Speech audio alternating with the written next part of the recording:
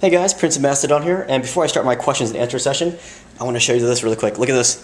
If you leave your door open too long in Florida, you might get a little visitor like this. Hold on, you see him? It's a little lizard.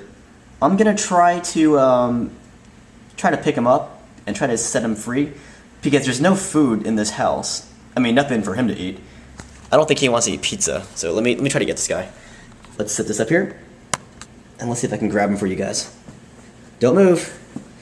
Don't move, my friend. He moved. Alright, I got the lizard in the corner here. And I'm going to do some flanking action. Cut off his escape route. Alright, let's see if I can get this lizard. The trick is to touch the lizard without scaring it. It's kind of hard not to scare a lizard when you're like 20 times its size. Alright, come here. I'm not your enemy. Come here. There you go. Oh no. Wait, come here. Yeah. This way. Wrong way. This way. There you go. Free, you're free. Mission accomplished. I have saved a lizard's life. Hey guys, Prince of Macedon here. Gonna do some questions and answers with you guys. Basically the way questions and answers works is I give you guys a certain amount of days to ask me questions. I'll actually announce when I'm taking questions, and I'll answer a few of those questions in my video. So that's what this video is all about, questions and answers. And I'm going to start off by giving some shout-outs. And I don't typically do those, but I'm going to do it for this time. So let's go ahead and start these shout-outs here. One shout-out is for the channel YouSprube. It's a really funny channel. For some reason, the guy took down some of his videos. Right now, he only has one video up there. It's about, basically, what's it called? It's called Hot Items for the Holiday. And it's comedy, and they basically set it up like a Mystery Science Theater. They look at certain items and commercials, and you can see their heads, and they're basically just bashing what they see on the television.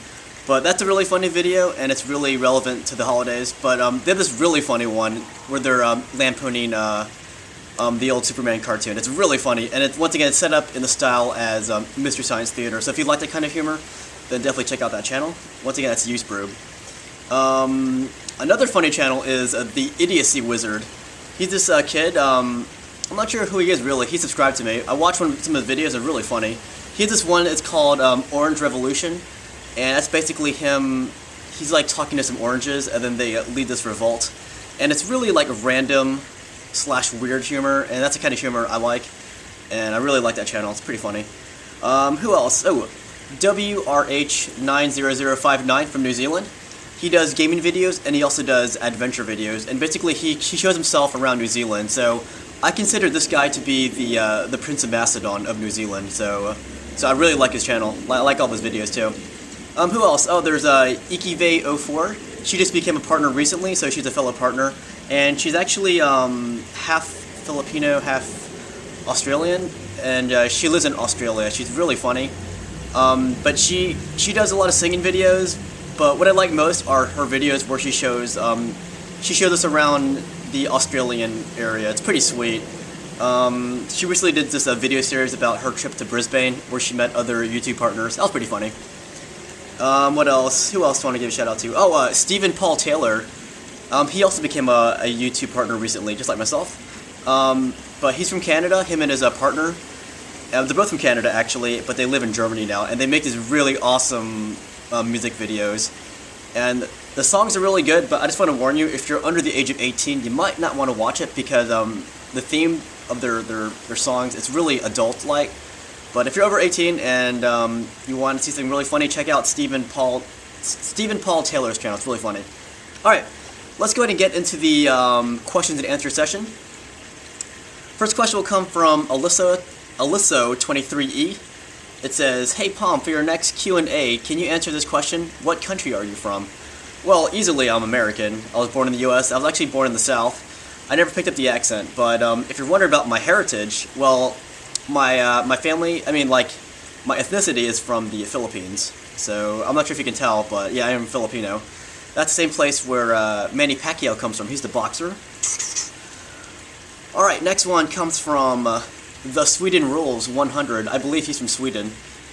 His question is, and what do you know about Sweden as a big power and Karl the 12th?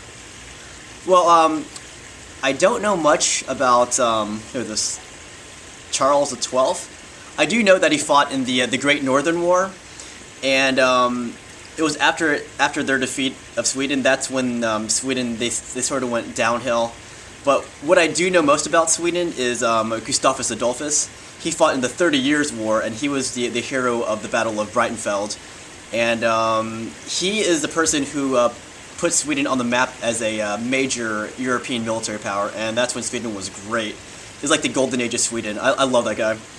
And I would consider him to be one of the great military leaders of this time. Next question comes from MJF Pritz. I don't know if I pronounced that right. His question is, if you had a role in a historical movie, what historical character would be the most fun to play? Well, if I was to be in a real Hollywood movie, they'd probably typecast me as an Asian.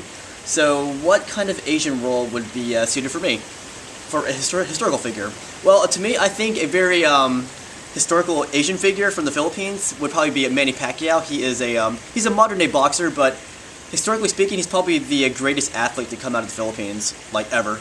And he's a boxer, and I would love to play him in a movie. I'm not quite, buff enough, but maybe if I beefed up a little bit, maybe I could play him in a future movie. And I can do the accent if I wanted to. I'm not going to do it, though, because I'm on the spot. Alright, next question comes from Warstar21. Wartasser21. That's a weird name, but whatever. His question is, worst strategy game ever?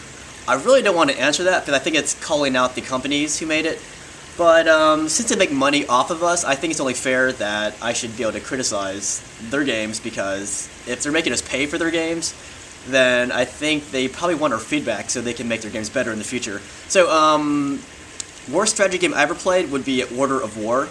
It's a World War II game, and the style of it is very similar to the Total War series, but it just doesn't work for World War II. I think if you're going to make a World War II game using real-time tactics, using that kind of genre, I think you need to make it more small scale, like the way Men of War does it and the way Close Combat does it.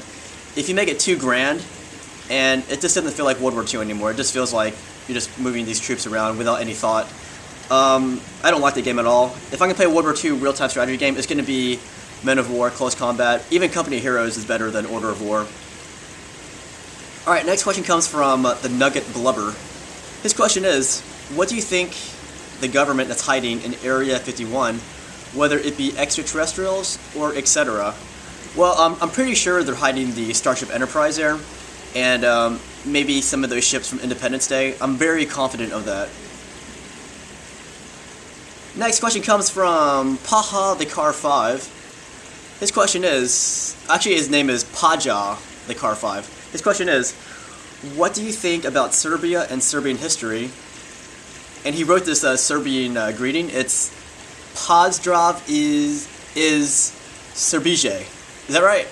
I don't know. I'm not very good with Eastern European languages. But anyways, his question is, yeah, well, what do you know about Serbian history? I really honestly don't know much about Serbian history.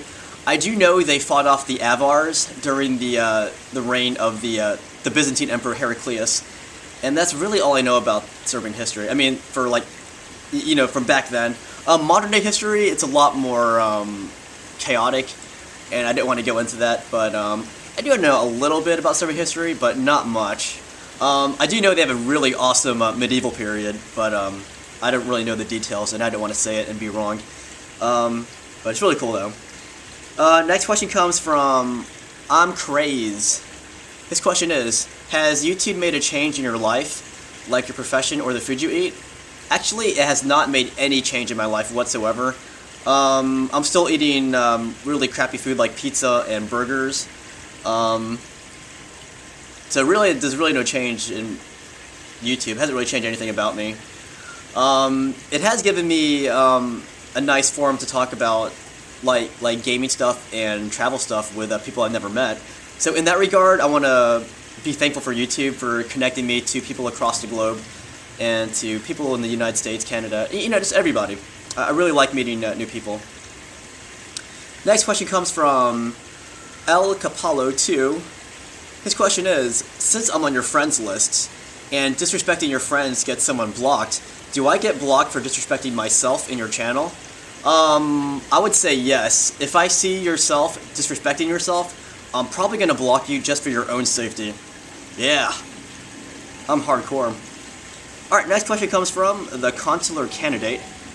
His question is, well, I'm going off of my streak of asking absolutely ridiculous questions, but what is your favorite Christmas tradition?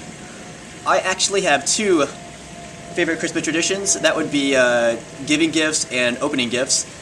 That's my first favorite tradition, of course. My second favorite tradition would probably be mistletoe, because, well, that's doesn't need to be explained. Alright, next question comes from WRH90059, otherwise known as DubR. It's one of my YouTube friends from New Zealand. His question is, what is your favorite tactic used during the ancient time period? Plenty of tactics. If I was to narrow it down to one, I would say the way Alexander handled the Scythian horse archer army at the Jazartes River. In that battle, not only did he have to overcome a raging river, which his troops had to go across, but he also had to deal with, horse archer spam for the first time. So what did he do? Well, basically, in order to cross the river in face of all those horse archers shooting his men, first thing he did, he put a bunch of artillery pieces across the river, like catapults and whatnot, and then they had them harassing the horse archers from afar. So that cleared the bank for his men to cross the river. So when his men got in the river, they were still in range of the enemy's archers, but it made their crossing a lot easier having the artillery behind them. But once they got across, the new challenge was bringing the Scythian army to fight, because usually when confronted with superior numbers, a typical army like the Scythian horse archer army, they would actually pretty much just disappear and then go back into the hinterland. But in this case, Alexander did not want them to escape, so what he did was he threw some Greek cav forward, as well as some light lancers forward, in order to bait the horse archer army of Scythia to use their traditional tactics of surrounding the enemy and showering with their missiles. So the Scythian army actually fell for the bait. They saw these light lancers and Greek mercenary cav. They surrounded them. They started running circles around them, and that's when they started to pepper them from afar. I mean, like this. Doof, doof, doof, doof. At that point, Alexander brought up a bunch of his archers and Cretan archers. They went forward, and that wasn't the main point of his thrust. The archers were just a screen for his companion cav. The companion cav came just behind his archer force, and at the last minute, the companions split on both wings, and then they came in on both flanks of the Scythian army, and then they proceeded to basically massacre the Scythian horse archer army. And that's when the Scythian horse archer army scattered, and then every tribe in Scythia, they basically sued for peace. Well, not every tribe, but all the tribes in the nearby sector of the Jazartes River, they sued for peace, which was very uncommon for the Scythians. Like, they've never done anything like that before. But that's the kind of tactics that Alexander the Great had to basically just make up on the fly in order to deal with these new menaces. He was he adapted himself to the enemy, to the maps, to the battlefield. He was a very clever man, probably one of the greatest military heroes of all time. But you guys already know I like Alexander the Great. Alright, so next question comes from Rog Dub. His question is in German. Bei uns hier in Deutschland wird darüber diskutiert, ob Frauen auch wehrpflichtig sein sollten. Wie denkst du darüber im Allgemeinen? Ich glaube, dass die Frauen für Deutschland zu kämpfen können. Sie sind auch Deutsch, so that's what I think. Basically what I'm saying is, I think women in Germany, they should have the right to fight for their country because they are also German. So I think that's the last of my questions. I just want to put out a question for you guys. What kind of presents are you getting your friends? And more importantly, how do you guys intend to celebrate your December? I know not all of you are Catholic or Christian, but some of you might be Jewish or Muslim or non-believing at all. How are you guys going to celebrate your December? And you guys leave your answers there. And again, it's been nice talking to you guys, and I'll be making more videos in the future. Hope you guys enjoyed this session of questions and answers. Hey guys, remember that guy's question during the question and answer session where he asked about what kind of things would be hidden at Area 51? Well, I actually do have the answer to that question. Look at this. I have this document. Here it is. See? It's classified. It's pictures of Area 51. Well, I'm going to show you what kind of pictures, what kind of things are hidden in Area 51. Look at this, guys. You're not going to believe this. It's a spaceship! You see it? It's Area 51. And, yeah, I feel so much better now that the truth is out there. And now that the truth is out there, like, no one can stop you guys from educating yourselves about what's really out there, guys. Trust nobody.